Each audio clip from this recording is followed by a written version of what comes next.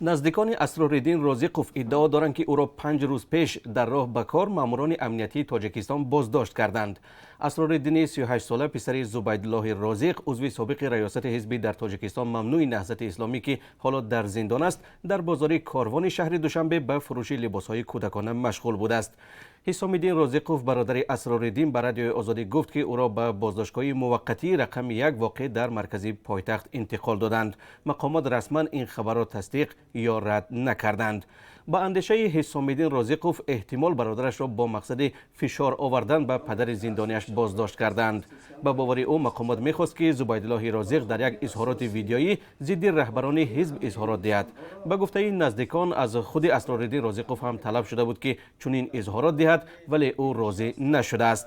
حزب و رهبریت حزب این گونه سخن‌های تهمت‌انگیز بگوید و حزب را تروریستی بخواند که برادر من اسرارالدین رازقوف از این کار دست کشید و این کار را نکرد.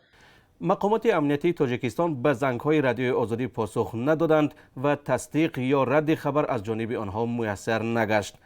در چند هفته اخیر در صحیفه معرفت و صداقت در شبکه یوتیوب که بیشتر مواد تبلیغاتی دولتی را نشر می‌کند، 10 مراجعه ویدیویی سابق اعضای حزب در تاجیکستان ممنوع نهضت اسلامی و نزدیکان آنها نشر شده است. در این نوارها آنها حزب نهضت را به تروریسم و کوشش تبدلات عیبدار دانسته از آنها دعوت می‌کنند که فعالیت‌های سیاسی خود را قطع کنند.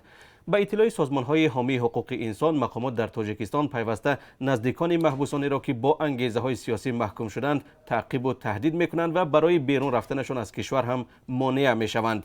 ویکتوریا ندژدینا مسئول سازمان حامی حقوق هیومن رایتس فاوندیشن میگوید تعقیب و بازپرسی و بازداشت‌های بی اساس چند روزه در کشور یک کار معمولی شده است.